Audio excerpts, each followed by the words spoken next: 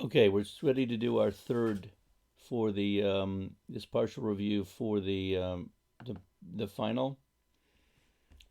Here we go. Our paper, our pencil, and moving the paper down is what we want to do first. Fine. So again, so this is not comprehensive. It mostly deals not everything, but mostly deals with exam one material, partial math 108 review for the final, and we're up to C. We're up to our third one. So let's get started.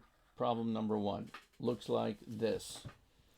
What if you got a bunch of people? We don't call anybody by any name other than these letters. It makes it a lot easier to handle instead of writing out a bunch of names. And here's what they're people, they're waiters, and they serve people at lunch and at dinner. And here's how many people that they've been serving. So A served 55 for lunch, and B was 54, C was 42, 31 for D, and 30 for E. Dinner, 81 for A, 73 for B, 68 for C, 48 for D, and 43 for E.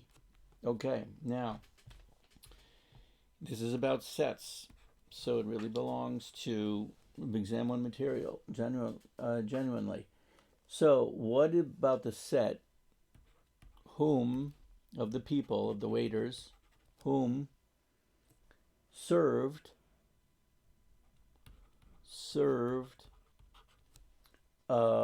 greater, more than 35,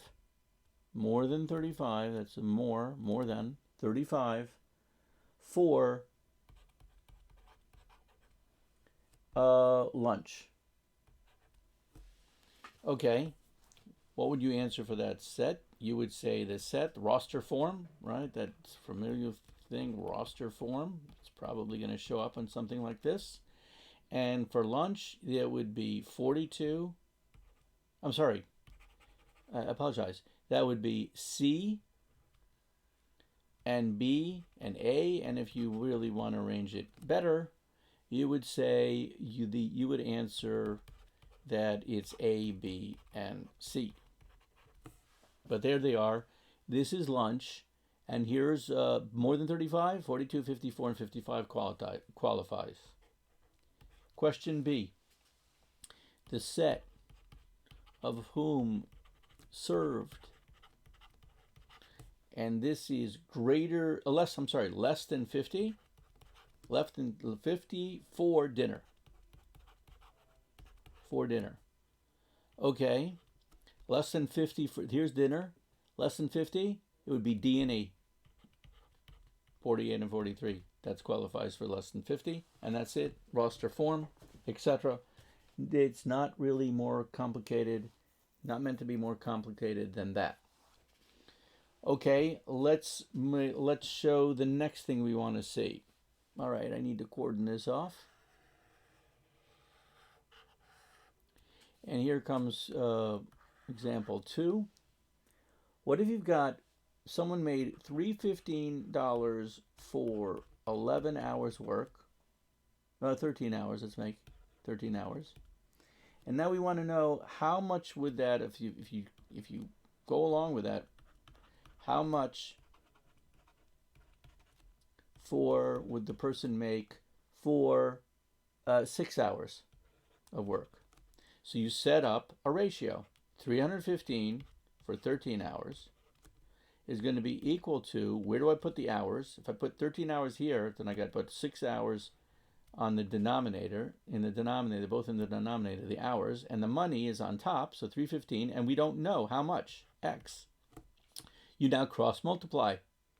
This turns into, cross multiply, this turns into 13x equals 6 times 315, which would be 1890. 1890. right? 6 times 15 is 90, and 6 times 3 is 300 is going to be 1800. So it's 1890. Divide by 13 on left, divide by 13 on right. I'm sure they would give you a calculator in this case. And, well, we don't really need a calculator. We could do the division, long division, but I'm not going to bother. I'm hoping that you get a calculator in this case, and you get your answer, etc. After doing this calculation, 1890 divided by 13, right? That's supposed to be a 13. Okay, that's all I wanted to talk to you about problem number 2. Okay, let's move this up a little bit more. Let's move this up. That's time. We got plenty of space here. Okay. Problem number 3 is as follows. Okay, let's say you've got a chart of, this is like a play. So part one of the play, there's these actors that are available for it. A, B, C, D. Let's say it's a one-person play for each part, but each part is played by somebody else. So part 2 would be, they're going to be called E, F, and G, right? A, B, C, that would be E, F, and G. And part 3, and there's only 3 parts, would be H and I. Those are the people available. Now, here's the question. How many different ways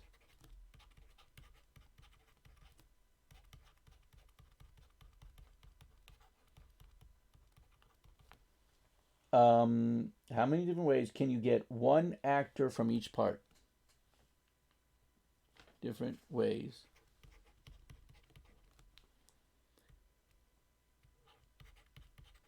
Can you get one actor from each part? So there's only one going to be taken from each part, but how many different ways can that happen from each part?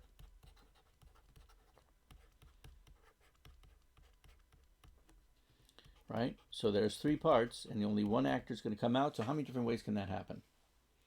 Right? They might phrase this a little differently than I've done it. So the answer involves the multiplication principle. The multiplication principle. And here's how it goes. It's going to be pretty anticlimactic, relatively simple. There's four people available for part 1. There are 3 available for part 2 and 2 for part 3, and any which way of those can happen. So therefore, you multiply them all, and we get a total of 24. So you might not have actors and parts. You might have something else. You might have menus, and what you call it, and food. But that's the gist of how to take care of a problem like this multiplication principle. Okay, problem number 4. Here is the story. What for a situation like you can come up against a slope problem. I don't even think that we need to do this together. You can do this by yourselves. Let's say you have 3,7, but I just want to remind you about it. I want to make sure that you're reminded about it. This might not even be example 1 material, but I want to remind you about it. Let's say you have this, and then you're asked for the slope. You need to remember the formula for the slope. I put it up a couple of times already in these reviews.